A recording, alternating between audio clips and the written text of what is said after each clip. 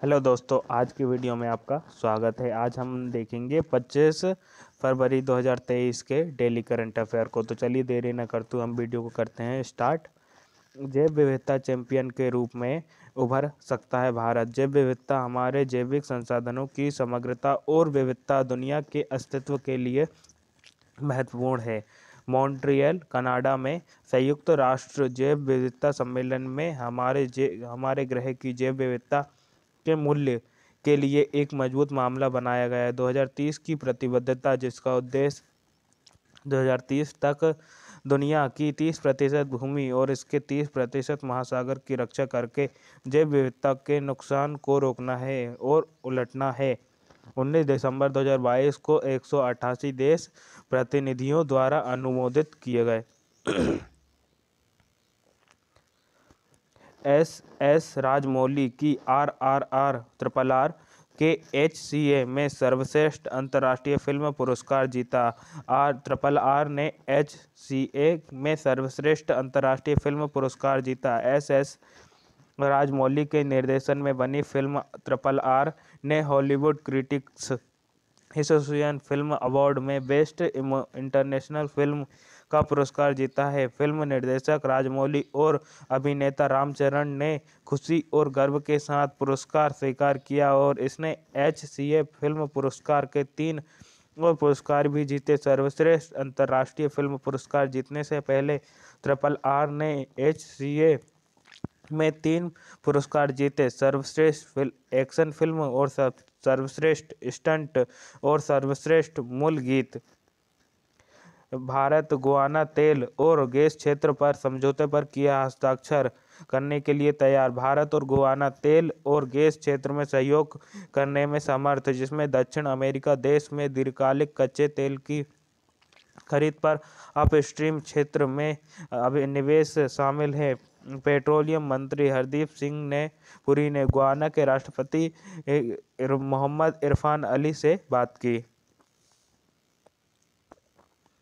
Indonesia में पहली बार भारतीय पनडुब्बी INS सिंधु केसरी दक्षिण पूर्वी एशियाई देशों के साथ बढ़ते हुए सैन्य सहयोग के अनुरूप भारतीय नौसेना किलो क्लास की पारंपरिक पनडुब्बी INS सिंधु केसरी पहली बार इंडोनेशिया जकार्ता में डॉक की गई। पनडुब्बी जो परिचालन तैनात करती है, जो ने त्रुडा स्टेट यात्रा की ऑपरेशनल टर्न अराउंड के लिए इंडोनेशिया में पहली बार डॉकिंग की। नौसेना के जहाज नियमित रूप से इस क्षेत्र के देशों का बंदरगाह कॉल करते हैं।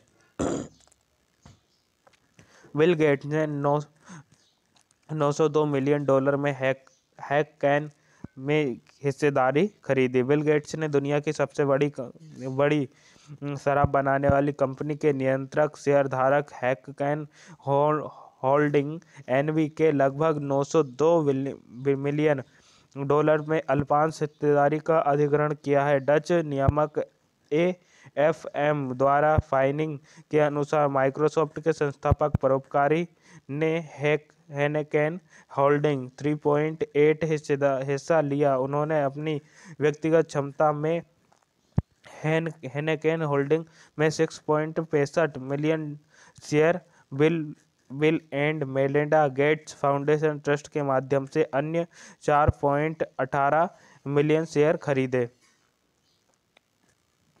विश्व बैंक ने युद्ध की वर्षगांठ पर यूक्रेन को 2.5 अरब डॉलर के अतिरिक्त सहायता देने की घोषणा की। विश्व बैंक ने यूक्रेन के बजट का समर्थन करते और उनके आवश्यक सेवाओं को बनाए रखने के लिए USA agency for international development के अतिरिक्त अनुदान वित्त पोषण $2.5 बिलियन की घोषणा की है। भारत 2023 में क्रिप्टो को अपनाने के लिए तैयार। 7 बड़े राष्ट्र पर सबसे बड़े 7 राष्ट्र हैं। पर।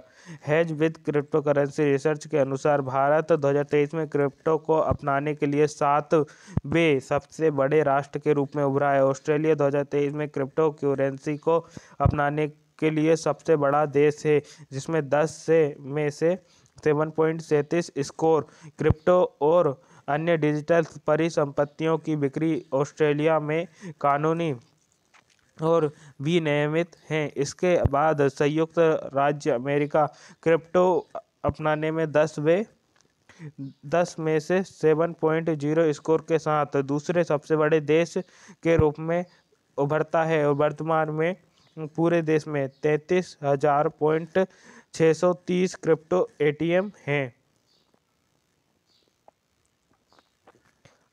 मैनहोल साफ करने के लिए रोबोटिक स्क्रेजर का उपयोग करने वाला पहला राज्य बना केरल। रोबोटिक स्क्रेजर वेंटिकूट। केरल सरकार ने गुरुवायूर के मंदिर शहर में सीवेज को साफ करने के लिए रोबोटिक स्क्रेजर वादिकूट लॉन्च किया, जो अपने सभी मिशन के लिए मैनहोल साफ करने के लिए रोबोटिक तकनीक का उपयोग करने वाला देश का पहला राज्य बन गया है। जल संसाधन मंत्री रोगी ऑस्टिन ने राज्य सरकार की 100 दिवसीय कार्य योजना के हिस्से के रूप में केरल जन प्राधिकरण द्वारा त्रिशूर जिले में गुरुवायूर सीवरेज परियोजना के तहत वादिकूट का शुभारंभ किया। उत्तराखंड सरकार ने यमुनोत्री धाम में रोपवे के लिए किया समझौता। यमुनोत्री धाम में रोपवे। उत्तराखंड सरकार ने खरसाली के जानकी चंडी से यमुनोत्री तक 2.38 किलोमीटर 2.38 लंबे रोपवे के निर्माण के लिए अनुबंध पर किए हस्ताक्षर। 166.82 करोड़ रुपए की लागत से बनने वाले रोपवे से यात्रा का समय मौजूद 2-3 घंटे से घटकर सिर्फ 20 मिनट रह जाएगा। वर्तमान में तीर्थयात्रियों को खरसाली से यमुनोत्री धाम पहुंचने के लिए 5.5 किलोमीटर पैदल चलना पड़ता है, जिसे मुख्यमंत्री पुष्कर सिंह धामी की उपस्थिति में उत्तराखंड पर्यटन विकास बोर्ड द्वारा दो निर्माण company IRM engineering solution private limited और FIL इंडस्ट्रीज प्राइवेट लिमिटेड के अनुबंध पर हस्ताक्षर किए। फेडरल अलुबा कार्यालय में 100 kWp का सौर ऊर्जा संयंत्र स्थापित किया। फेडरल बैंक ने अलुबा में अपने कॉरपोरेट मुख्यालय 100 kWp ऑन ग्रिड सौर ऊर्जा संयंत्र का निर्माण किया। फेडरल बैंक के MD और CEO श्याम श्रीनिवासन ने सौर ऊर्जा का सुविधा का उद्घाटन किया और इसे संगठन के रूप में स्थायी पथ में एक महत्वपूर्ण मोड़ बताया है। कैग GC मुर्मू को अंतर्राष्ट्रीय श्रम संगठन के बाहरी लेखा जोखा परीक्षक के रूप में चुना गया।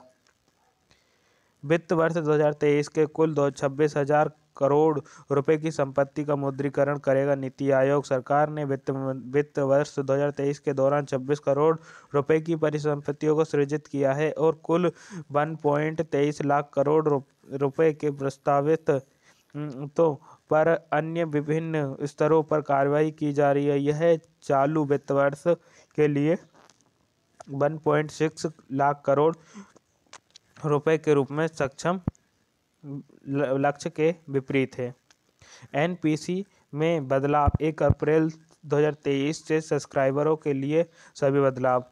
NPC में नियमों में बदलाव। पेंशन फंड नियामक और विकास प्राधिकरण द्वारा संचालित बाजार से जुड़ी परिभाषित योजनाएं नेशनल पेंशन सिस्टम निवासियों को सस्ती सामाजिक सुरक्षा प्रदान करती है। दोनों कंपनियों और कर्मचारियों कम लागत वाली कर कुशल योजनाओं में प्रदान करती है।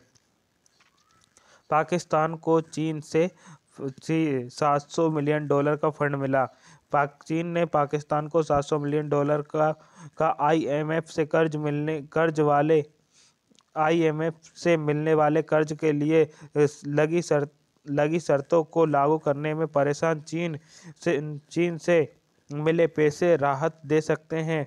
पाकिस्तान अभी इस समय अभूतपूर्व आर्थिक संकट का सामना कर रही है। देश में महंगाई आसमान छू रही है। पाकिस्तान को यह पैसे चीन चाइना डेवलपमेंट बोर्ड की ओर से मिल रहे हैं। पाकिस्तान ने स्टेट बैंक ऑफ इंडिया में से पैसे एक हफ्ते तक अंत में मिलने की उम्मीद है। भूटान के राजकुमार जिंग वांगचुक बने देश के पहले डिजिटल नागरिक। भूटान के प्रिंस जिम्मे नामग्याल वांगचुक पहले डिजिटल नागरिक बने हैं। भूटान के इसकी जानकारी जिम्मे नामग्याल ने वांगचुक अभी महज 7 साल के हैं और वो देश के पहले डिजिटल नागरिक जिग्मे नामग्याल भूटान के राजा जिग्मे खेर नामग्याल वांगचुक और रानी पिटजेट्सन पेमा के अधिकारी और सबसे बड़े बेटे हैं। गुजरात में विधानसभा भर्ती परीक्षाओं में पेपर लीक रोकने से विधेयक पारित। सरकारी भर्ती परीक्षाओं के प्रश्न पत्र लीक होने पर रोक लगाने के लिए उद्देश्य में गुजरात विधानसभा ने बृहस्पतिवार को सर्वसम्मति से एक विधेयक पारित किया है, जिसमें इस तरह के कदाचार के लिए 10 साल तक की कैद का प्रावधान है और विधेयक में पेपर लीक जैसी धांधली के मामलों में अधिकतम 10 वर्ष के कारावास और कम से कम 10 लाख रुपए का जुर्माना प्रावधान है, जो कि 1 करोड़ से भी अधिक हो सकता है। CJID चंद्रचूड़ ने सुप्रीम कोर्ट के लिए न्यूट्रल उसाई टेंशन लॉन्च किया। भारत के मुख्य न्यायाधीश DY चंद्रचूड़ ने घोषणा की है कि सुप्रीम कोर्ट अपने फैसलों का हवाला देने का एक समान पैटर्न सुनिश्चित करने के लिए निर्णय में न्यूट्रल साइटेशन शुरू करने के लिए इससे पहले सुप्रीम कोर्ट ने सूचित किया कि शीर्ष अदालतों के सभी फैसलों का हवाला देने पर एक समान सुनिश्चित करने के लिए शीर्ष अदालतों के निर्णायकों की पहचान और उद्धृत करने के लिए एक समान विश्वसनीय सुरक्षित पद्धति की शुरुआत और कार्यान्वयन के लिए कदम उठाए गए। प्रधानमंत्री सम्मान निधि योजना के तहत 4 साल पूरे हुए।